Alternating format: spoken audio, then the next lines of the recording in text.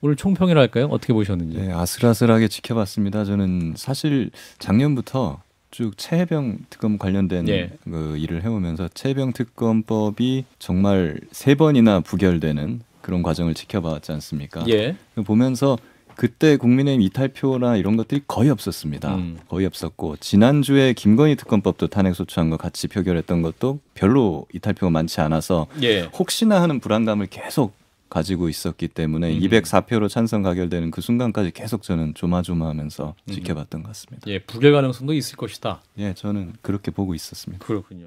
네, 담화문 뭐 여태까지랑 마찬가지로 굉장히 충격적이었습니다. 전 정부 탓을 계속 하고요. 그리고 뭐 그걸로 인해서 망가진 거 자기가 회복시키기 위해서 밤낮 없이 뛰어다녔다라고 얘기를 합니다. 근데 지금 나오는 것처럼 출근도 제대로 안 했어요. 그런데 이제 뭐 뭘 그렇게 밤낮 없이 뛰고 열심히 일을 했다는 건지 알 수가 없는 것이고 예. 결코 포기하지 않겠다는 부분은 결국 아마 직무가 정지된 마당에서 이제 탄핵 심판에서 직접 나서서 다퉈보겠다는 걸로 보여집니다만 예. 그 또한 결국 이제 내란죄나 이런 증거들이 너무 명백하기 때문에 예. 쉽지 않을 것이고 결국 지지층한테 호소하는 걸로 보여집니다. 그리고 담화문 마지막 부분에서 이제 제가 가장 충격을 먹은 부분이 예. 이거였어요. 이제 폭주와 대결의 정치에서 수기와 배려의 정치로 전환하는 거를 이제 국민께서 뭐 노력을 해달라 이렇게 했어요. 폭주와 대결의 정치. 아니 일주일 전만 해도 계엄을 선포하면서 종북 주사파 뭐 반국가 세력을 처단하겠다고 군대를 투입해놓고 이제 와서 탄핵돼서 직무가 정지되니까 아 이제 수기와 배려 나를 배려해달라는 뜻입니까?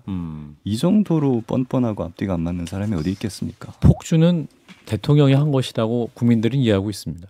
그러니까 말입니다. 그래놓고 이제 그 폭주가 국민에 의해서 멈추니까 이제 나를 배려해 주십사. 예, 폭주하지 나에 대해서 폭주하지 말아달라 이러는 거 아니겠어요? 앞뒤가 안 맞는 겁니다. 저는 국민의힘이 지금 굉장히 유화적인 심리 상태에 있다고 생각을 합니다. 204표로 찬성이 나왔어요. 이탈표가 굉장히 적고 반대가 85표, 대부분이 반대를 한 거거든요. 분명히 윤석열 대통령은 엄청난 잘못을 저지른 겁니다. 내란이라는 것을. 그렇다면 여기서 책임을 당연히 져야 되는데 거기에 대해서 지금 국민의힘 어떤 심리 상태냐 저는 반대한 의원들은 윤상현 의원 어제 얘기한 거랑 비슷하다 생각해요. 나는 정권 내놓기 싫어. 나는 정권이라니 보물단지를 그냥 계속 부여쥐고 절대 놓지 않을 거야. 그러니까 이제 국민이 부모님이라면 부모가 자식한테 사탕, 정권이라는 사탕을 줬는데 예. 그걸 부모가 다시 빼앗으려고 하니까 아이가 그 사탕을 쥐고 막 울면서 절대 안 내놓으려고 예. 하는 그런 형국이란 말이죠. 그러면 어떻게 되겠습니까? 부모한테 아이는 더 맞습니다. 더 혼나고요. 예. 그러니까 지금 제대로 된 사리 판단을 할 수 없는 어떤 그런 심리 상태 하에 있다. 저는 여기서 이것이 여당이 지금 여기서 빠져나오지 못하는 것이 어떤 앞으로의 계속 불행을 더 예고하는 그런 전정 아닙니까? 중요한 것은 이제 새 원내대표. 네, 이제 우원식 국회의장께서 예. 표결 직후에 말씀을 하셨습니다마는 이제 지금 6명인데 3명 공석을 빨리 채우는 게 선행되어야 할 것이고 국회도 노력을 하겠다 했습니다. 예. 지금 이제 인사청문 특별위원회가 구성이 되어 있고 이번 달 내로 아마 헌재 재판관 3명을 추가로 이제 추천을 해서 예. 9명 체제를 완성시킬 걸로 보이는데요. 예. 예, 거기서 아마 쟁점으로 또 볼 수 있는 거는 지금 이제 대통령이 직무정지가 됐으니까 국회에서 3명을 추천하면 대통령이 임명을 하게 돼 있거든요. 그렇죠. 예, 그리고 이제 한덕수 지금 권한대행이 권한대행이 임명을 해야 되는 상황입니다.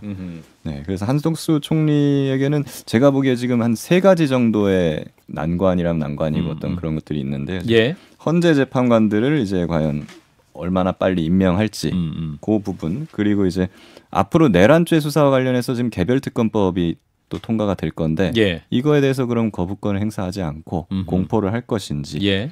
그리고 이제 수사기관에서 대통령실에 대해서 압수수색 분명히 또 시도할 거거든요. 그러니까요. 그거에 대한 승낙 권한자는 한덕수 총리입니다.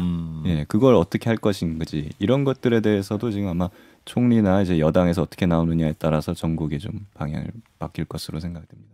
제가 우려되는 지점이기도 한 게 과거의 탄핵 심판에서는 대통령이 직접 참석을 하진 않았습니다.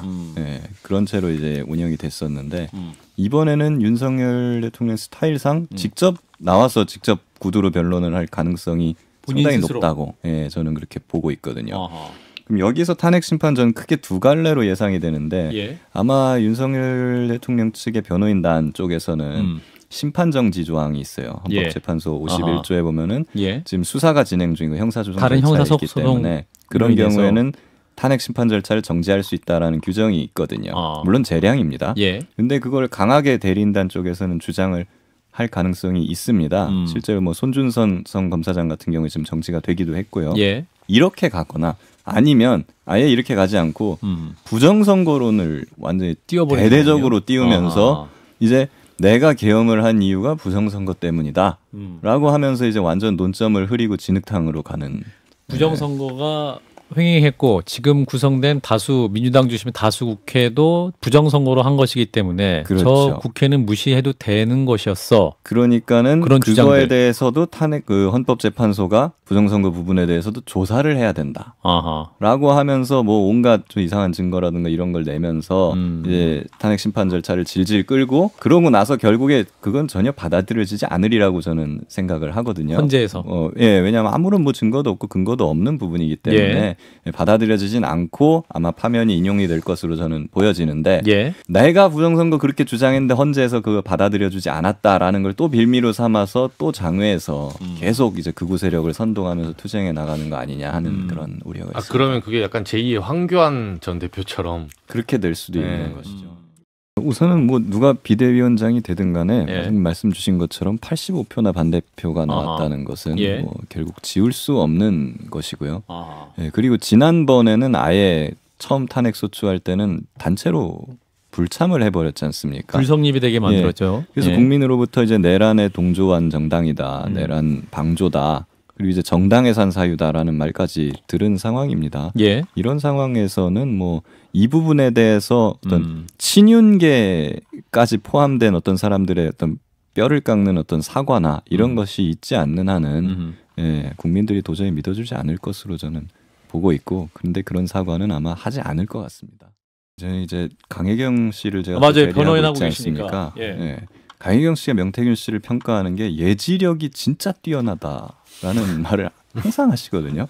아 이게 또 무슨 이것도 약간 무속신앙 이런 걸 예지력을 하지만 모르겠는데 직감으로 우리는 표현하겠습니다. 저희가 이제 기독교 또 방송이니까. 한 달 만에 딱 이게 탄핵이 되는 걸 보고 참 저도 이게 놀라기는 했습니다. 근데 창원지검 같은 경우에는 지금 앞으로 나면 머리가 아플 것 같아요. 계엄 이후로 창원지검 수사 속도가 뭔가 좀 약간 느려지는 듯한 느낌을 저도 굉장히 받고 있거든요. 앞으로 창원지검이 이거를 어떻게 해나갈 것인지는 저도 좀 개인적으로 궁금하기도 하고 앞으로 그 강혜경 씨나 명태균 씨가 했던 여론조사와 관련된 그런 수사들이 많이 남아 있습니다. 그렇죠. 예, 근데 아직 저희 강혜경 씨한테 소환 통보나 이런 것들은 오지 않고 있어요. 예, 과연 이제 어떻게 해나갈 것인가. 관련 사건도 면밀하게 김기현 변호사가 추적을 지켜볼 해주시고. 필요가 있을 것 같습니다. 저는 이제 계엄이나 이런 거를 교과서로만 배운 세대인데, 그걸 또 현실에서 직접 보게 될 줄은 몰랐습니다. 앞으로 또 근데 저와 같은 또래들이 저희 세대들이 배우는 바가 굉장히 많을 것이라는 생각이 들어요.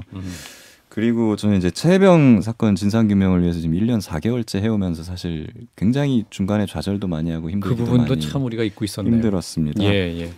그런데 비로소 국민들께서 이렇게 나서 주셔서 이런 결과를 이제 이끌어낼 수 있었다고 생각하고 이제 새해에는 이제 탄핵 파면 결정이라든가 뭐 이런 내란 세력 엄단 뭐 이런 여러 가지 일들이 많이 있겠습니다만은 이 최혜병 사건도 1월 9일 날 이제 박정훈 대령 1심 판결이 있거든요.